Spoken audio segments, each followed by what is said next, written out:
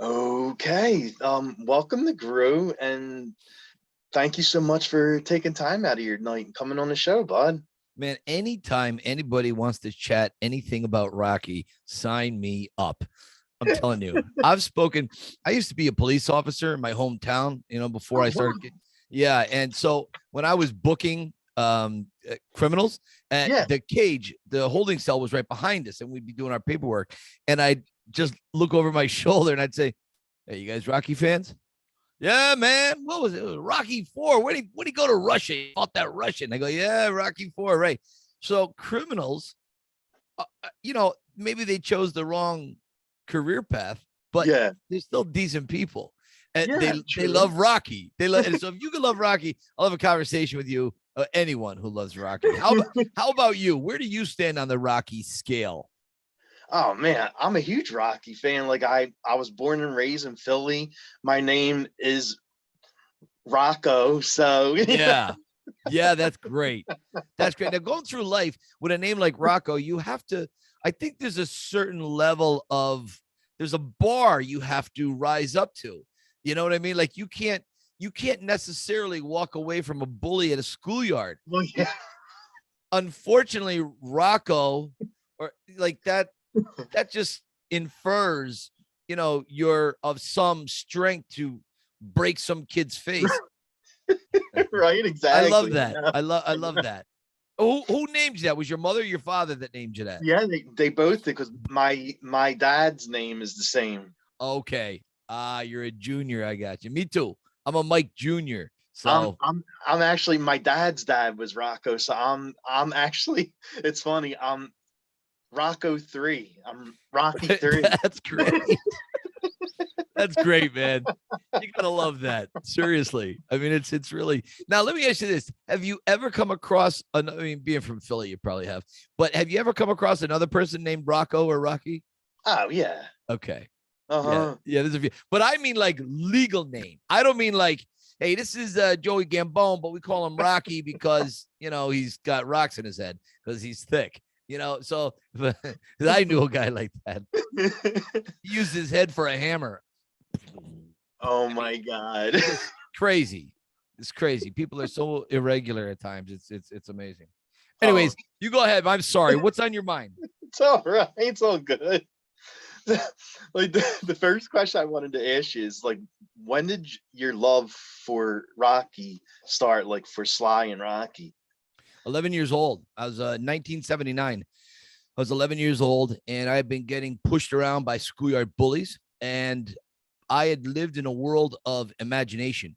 I was born and raised in a little town north of Philadelphia called Scranton. Oh yeah. And yeah, and so we were somewhat disadvantaged coming up, didn't have a lot of money. And my father knew he could reach me through my imagination. And he said, there's this movie on TV.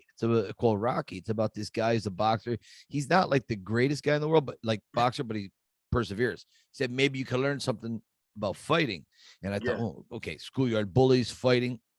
This is for me. So, anyways, I watched it. I fell in love with it. You hear the opening, Bill Conti's score, fanfare for Rocky. You see the white letters. I mean, my goodness, this captivated me. And I saw the loneliness in the character of Rocky, but yet all he wanted to do was just talk and make people laugh and have a nice day. That was it. He was like just this. He When he walked away from you, he had hoped you were just marginally better than when you were when he met you. If that is what he could do for you, he would consider his day successful. And I tried to, and it resonated with me very deeply. Oh wow. Yeah, that first film, it was like it it stands on its own, like it was different from everything else that was out. Like Totally. there's been like a lot of movies about boxing, but Yeah, like this one actually had like a deep meaning, a story to it. sure did. It sure did. This one was a love story. And, over the last 20 years, I've developed a friendship with Sly. And one of Mhm. the things he told me that he hates is when it literally gets under his skin, is when he sees online all these polls and it says Rocky is the greatest sports movie of all time. It's not a sports movie. It's not. I know. It's a love story. It That's is. what Rocky is. It's a great love story. But you know, you get into movies like Rocky 4, where it's a little more slick, it's a little jingoistic, and it's a little over the top. So maybe I could see why people get into the sports analogy Well, of yeah, Rocky exactly. 4, more about the glorification of the male body and all that, which is fine. You know, it's fine. But that first Rocky has such heart to it that Oh, I know. I've never seen anything that equals it. Not Yeah. yet. Hey, and Rocky 4, at least Rocky knew how to bring world peace with the Russians. I think that the presidents could learn something from that. I would agree. I would agree with you. I mean, I was 18 years old when Rocky 4 came out in movie theaters, and I said to myself, my God, Rocky ended the Cold War. That's it. Goodbye. Tear down the wall. Forget it. It's all over, man. Rocky and Rambo has saved us. Why can't our politicians put this together? Right, exactly. And just hire Stallone as Rocky in character and go on a goodwill mission around the world. That would fix everything. I know. You're 100% right with Yeah. that. So, I saw, like, how did it feel? I saw online that Sly actually said that you were the top, the best of the best for Rocky impersonators. Oh, yeah. And the tour that I do and all that. Yeah. Yeah. And the tour he endorses the tour too. Yeah. Yeah. And so the thing about that is, you know, there was a documentary about my life called The Pretender, and he's in that with me. And a very weird thing happened. This was on the set of Creed 2 Okay. in 2018. There was a break in the action, and Sly was outside having a big stogie, and we start talking for about an hour. And he goes, Mike, we had mutual friends. He goes, I hear there's a documentary about your life. And I had said, yeah. And I explained to him what the documentary was about. And he was like, oh, wow. He goes, that's fascinating. He goes, this Rocky tour. He goes, how did you come up with this? He goes, that's a brilliant idea. I never would have come up with that in a million years. And I said, well, basically, I failed at so many other jobs. I said, I always wanted to do something Rocky related. When I was in a kid, that's what I wanted to be. Kids will grow up, they want to be doctors, lawyers, police officers, firemen, nurses, whatever. I wanted to be Rocky, but it was a job that didn't exist. So how could I make that exist? Well, I won a national Rocky lookalike contest in 2006. And if I'm honest with you, Rocco, I got to tell you, I don't think I look that much like Rocky. I never really saw it. What I think works is when I put the hat on, you put the jacket on, you know, you got the cutoff gloves, you lower your voice, and you get the mannerisms. It all kind of works in a way, because I've met men who look more like Rocky than I do, who sound more like Rocky than I do. Excuse me. But what they couldn't do, they lost something in the mannerisms. They had some of the mannerisms, but they didn't have the wittiness. They didn't have a certain amount of, they could not inhabit the essence of the character. And that's what I've always tried to do. I never tried to necessarily look like Rocky or imitate him perfectly. I tried to just bring that essence forward. And that's what Sly really got a kick out of. And when he got to learn a lot more of my story and what I was all about, it really, in his own mind, he calls me the greatest Rocky interpreter he ever saw. Oh, okay. And I said to myself, holy cow, that's perfect. Because an impersonator is like a duplicate. Well, yeah, exactly. Right. But an interpreter, so I see Rocky on the big screen and I interpret what that is to me. So that's like my get out of jail free card for not looking exactly like Stallone, for not sounding like Stallone. I interpret it. But you see, the thing is, in the business world, you know, a Rocky interpreter. Well, what the hell is a Rocky interpreter? If you tell me a Rocky impersonator, that sounds like an Elvis impersonator. And I know what an Elvis impersonator does. Guy dresses like Elvis and sings on stage. Yeah. Okay. What does Rocky do? Well, he probably does Rocky stuff with the hat and the coat, walks around, talks to people as Rocky. but I can't put that on my business cards because it just doesn't sell. It doesn't come across Rocky Interpreter. But Sly is correct about that.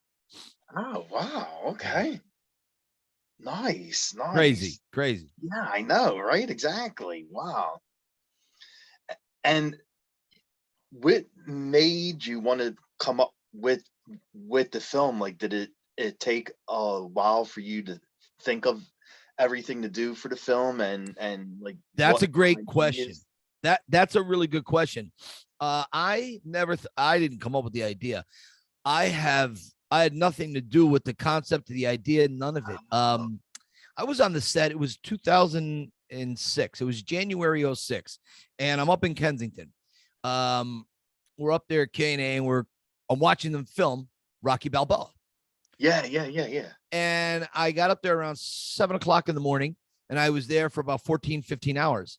And I had the black and white painting in between the two big paintings here, that one right Hmm. there. Hmm. I had carried that with me in the hopes that Sly would sign it, and he did. And while I Nice. was standing there way before Stallone showed up on set, there was a guy from Detroit there. His name was Jim Toscano, and he was a filmmaker. And we just hit it off. We didn't know each other. We just met there. He started following me online, and he saw what my life was all about. He goes, Mike, I've always wanted to do a documentary, a short little 15-minute documentary on a Rocky fan. Excuse me. He goes, you would be great. So he flies into Scranton, where I was at with my parents, and he starts filming, and he quickly realizes my story is far more in depth Hmm. than he had anticipated. So what was supposed to be a weekend turned into 5 years of filming. He Oh my followed me goodness. around. Yeah, he followed me around on my tours, on my gigs, and so on.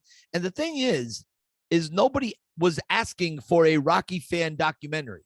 Nobody was asking for this. He was putting his own money in, and I of course was putting my time, and then I would contribute my thoughts and whatever towards it. So initially, we had like Larry Holmes, Jerry Cooney lined up, and we had Chuck Wepner, the guy who fought Ali and Yeah. supposedly had been the catalyst for Sly to go with the boxing analogy for Yeah. Rocky. And I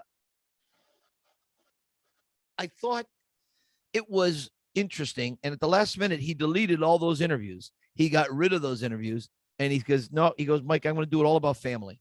And boy, Oh, did he hit it out of the ballpark. He really, really did. And so in this documentary, you get to see why I do what I do and the people around me that emotionally support me, because I'm a very insecure guy. I never think I do whatever I think I do is this Rocky is never good enough. So, like a lot of people out there, my insecurities will rise to the surface and get the better of me at times. And you have to have good people around you to keep you grounded. There's a thing where you've seen it. Sports mhm. stars, politicians, celebrities, they get so famous, they float off the planet. They forget who and where they are, right? There's the Yeah, other side. exactly. Then you can go too low. And I tend to go too low, not depression low, not that. I don't go there, but I go, that really sucked. And it didn't. It was really good what I did, Mhm. but I couldn't see it. I just Uh, couldn't see it. Again, going back to my childhood and schoolyard bullies. It's just it's a funny thing the way our human psyche is. oh, I know. I know. You're absolutely right about that. Wow. And when you were doing the film, like, Yeah. and how did you find all the places? Like, is that what made you want to do the actual film tour? Like Oh, the when film you tour. were doing your film and visiting all the different places that Rocky was at? Like, is that what inspired you to do your own tour? No, no. I had been going through a series of jobs. I wasn't happy and I needed something. And when the Rocky contest happened in 2006, I said, man, would it be great if I could somehow be Rocky? Via being an impersonator or being I didn't come up with the tour guide at first. So Okay.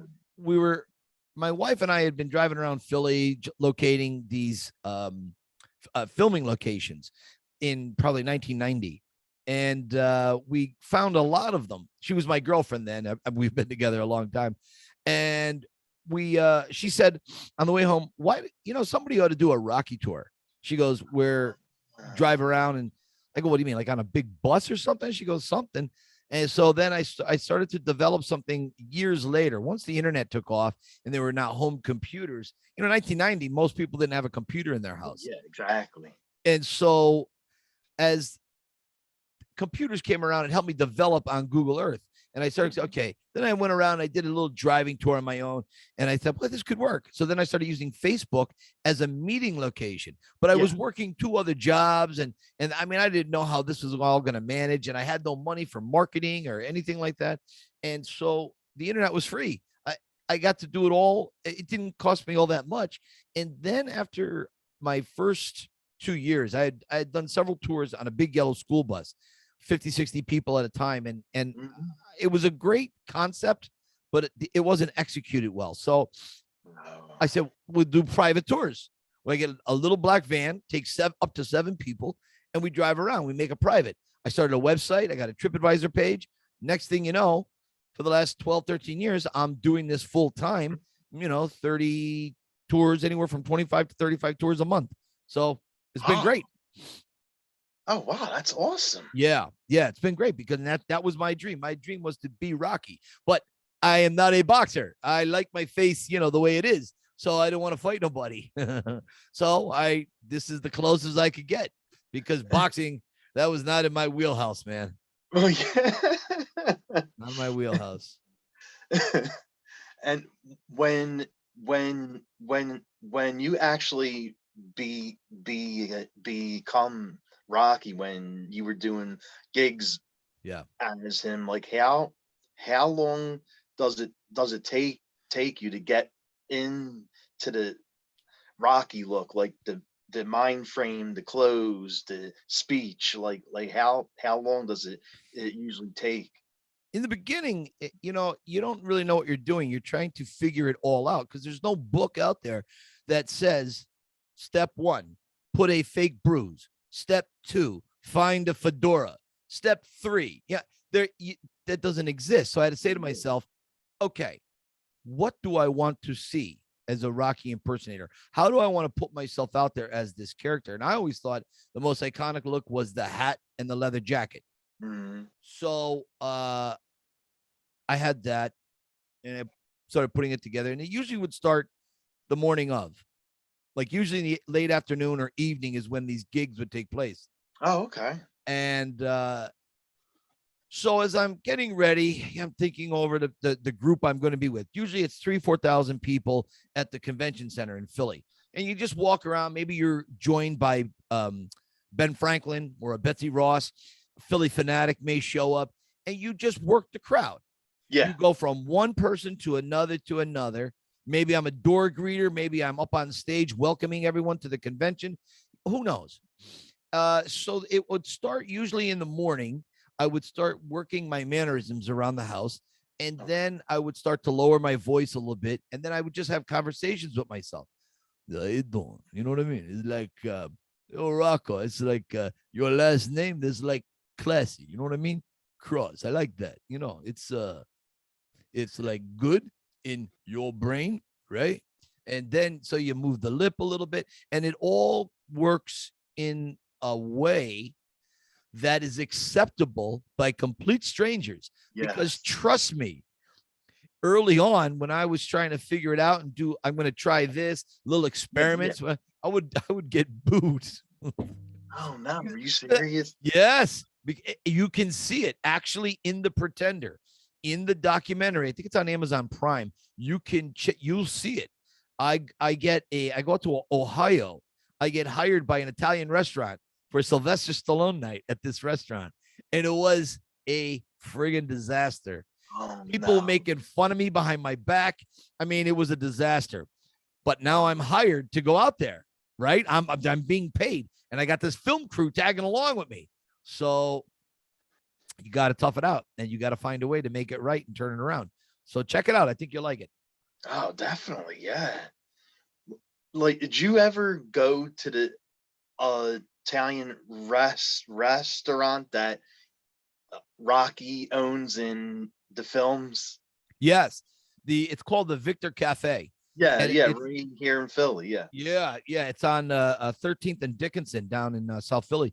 It's a Hmm. great place. I've probably had 1,000 dinners there, and the owners are like family to me. They really helped me along with my this Rocky journey I've been on. Greg and Alexa DiStefano. If it wasn't for them, there were so many people that helped me along the way. It's like you're familiar with dominoes. You take Yeah, one domino out and it stops the fall, right? yeah, exactly.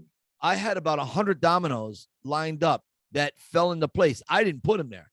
These dominoes just started lining up. And if one was removed, I would not have the career that I have today. I wouldn't have the friendship that I have with Stallone. And a purpose, because what I do on these tours, it sounds cheesy and corny, and that's okay.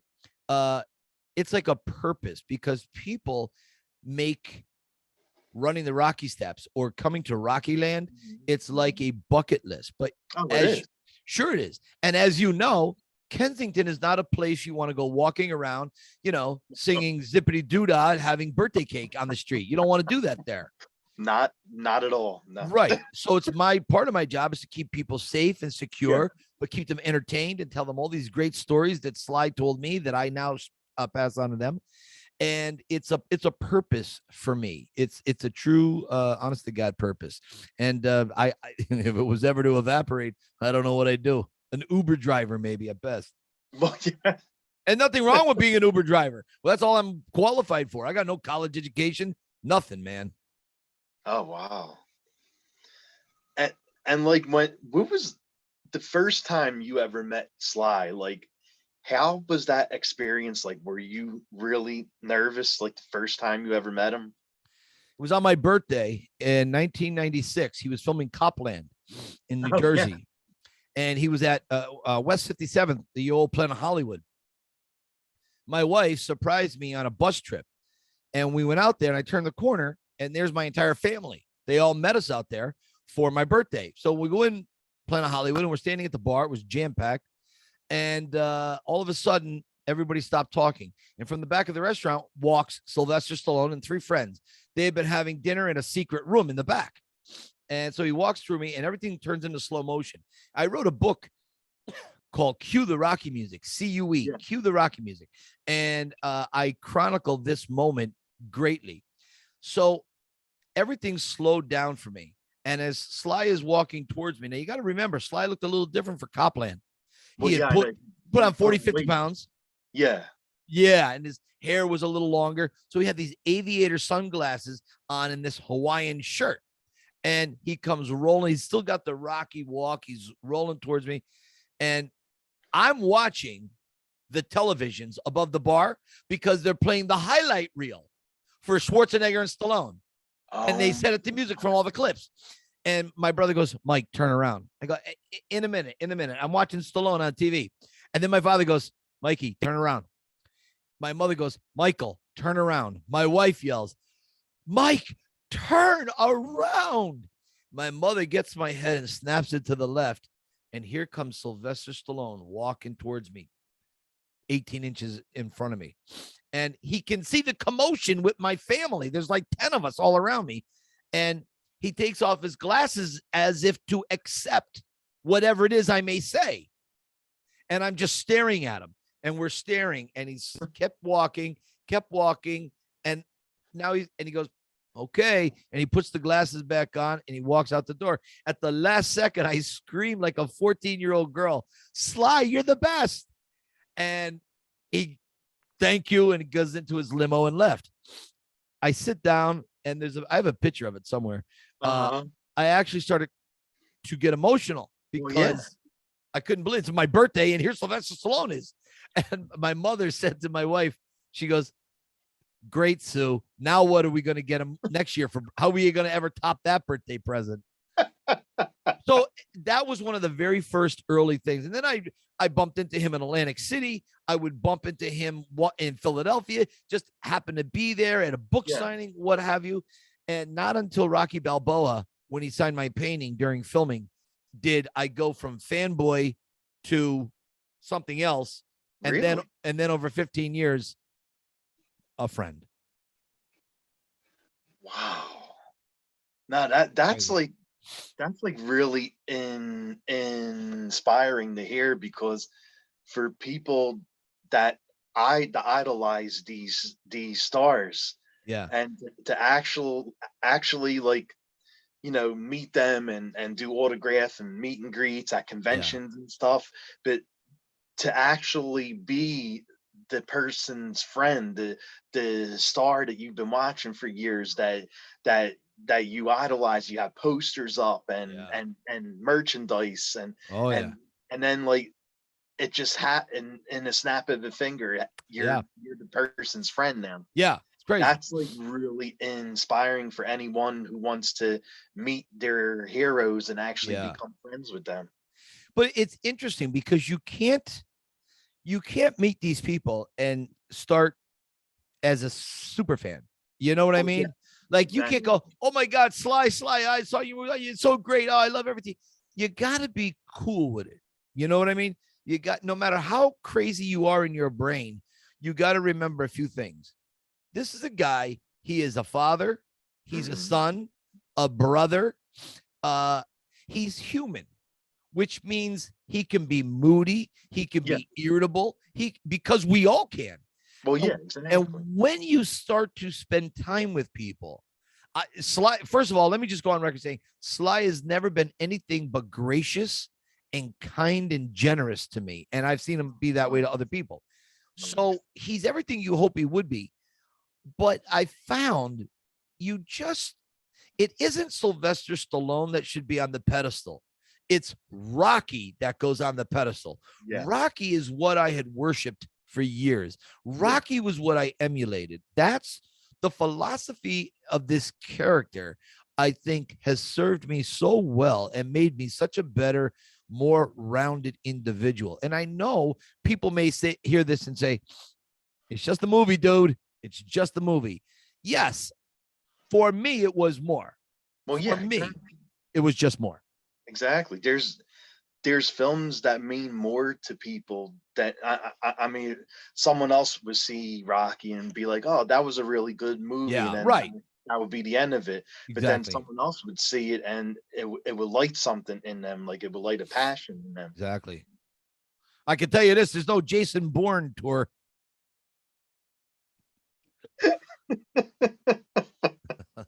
Oh yeah, I exactly. have never come across a Jason Bourne impersonator. Okay, and I love Matt Damon for the record too. Yeah, yeah, yeah.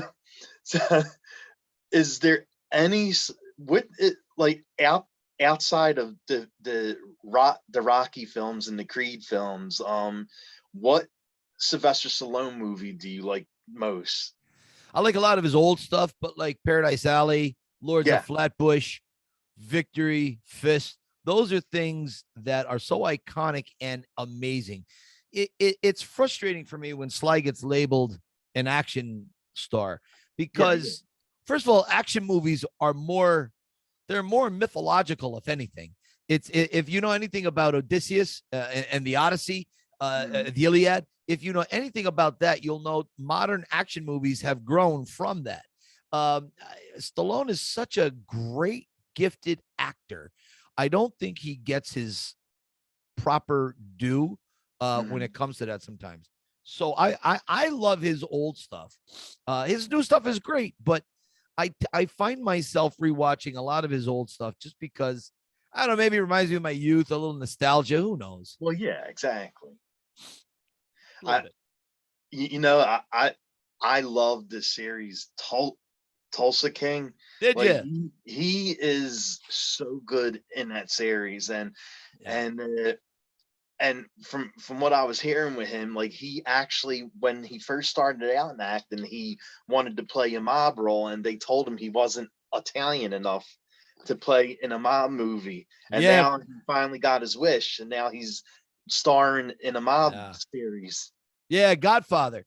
Back in 72 or 71, whenever they were filming Godfather, he auditioned to be an extra in the wedding, in the opening of Connie Corleone's wedding, which is Yeah, interesting because Talia Shire played Connie Corleone and he couldn't get an extra as an Italian. He wasn't Italian enough.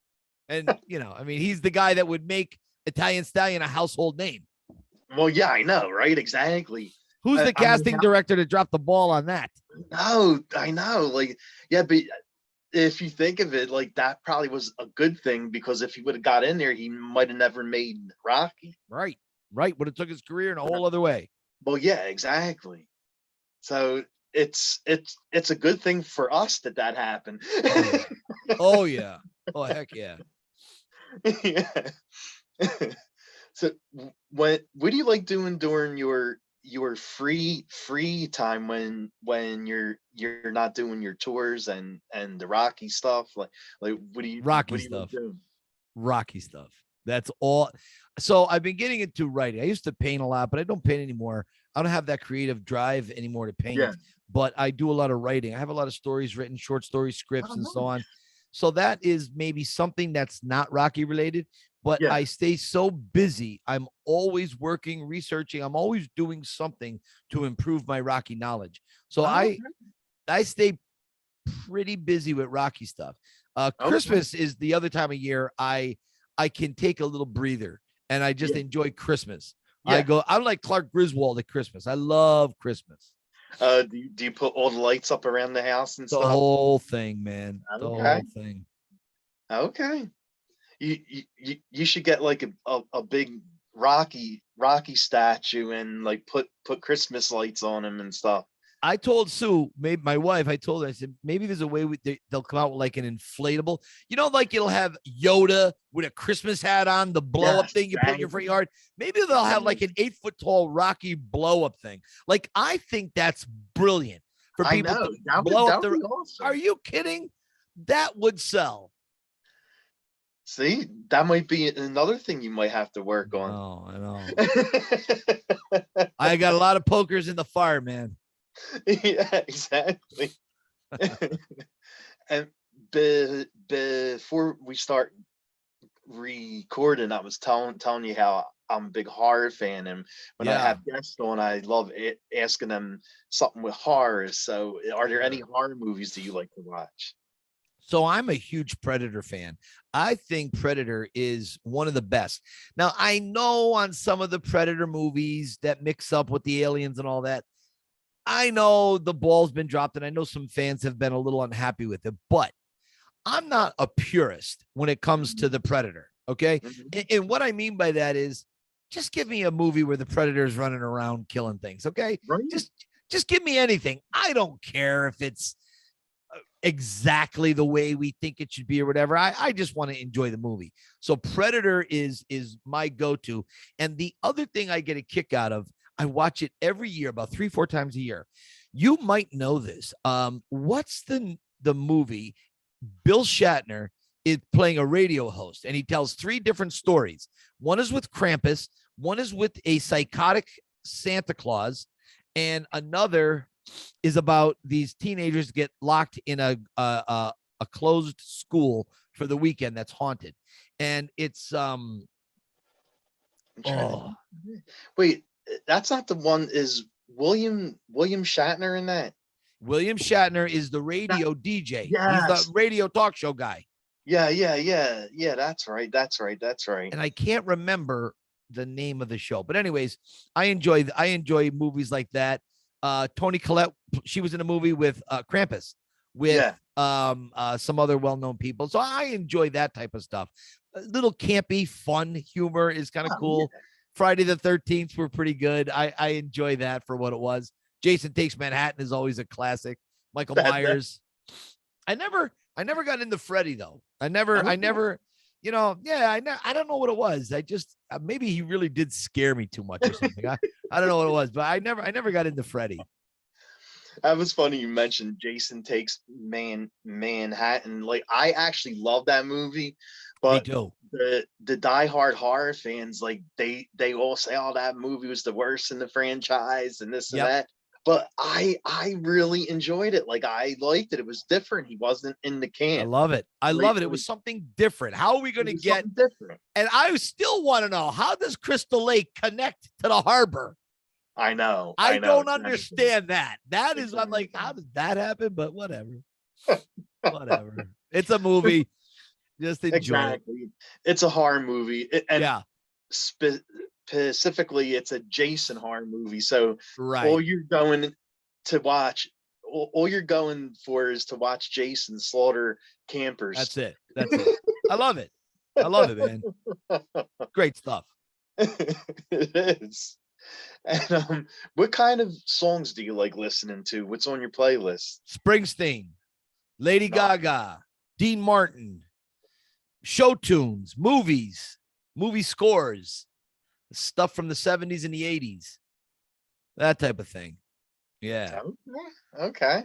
Ace Frehley's New York State of Mind, back in New York. Oh yeah. Love that. That really rocks it. Rubber Band Man, I love that. Matter of fact, I just got into listening to John Denver again, if you can believe that. Okay. Yeah. Take me home to the place I belong. I mean, West Virginia. I mean, it's just great. It's a great tune. I love. I have a wide spectrum, but I can't listen to country or rap. I can't do it. I cannot do it. With one exception, Eminem's "Lose Yourself." And that's actually pretty good. Yeah, that's great. I love that song, and I also love Garth Brooks' "Friends in Low Places." Those are the only two songs I do love. "Friends in Low Places." Yes. So Yeah. other than that, I'm kind of all over the place with music. Okay. And what would be a karaoke song that you would sing if you were doing that at a bar? I would just say "Islands in the Stream," a duet. I love that one. I would say another one, and this is a real throwback. The Green Berets. I don't know if you've ever heard it before.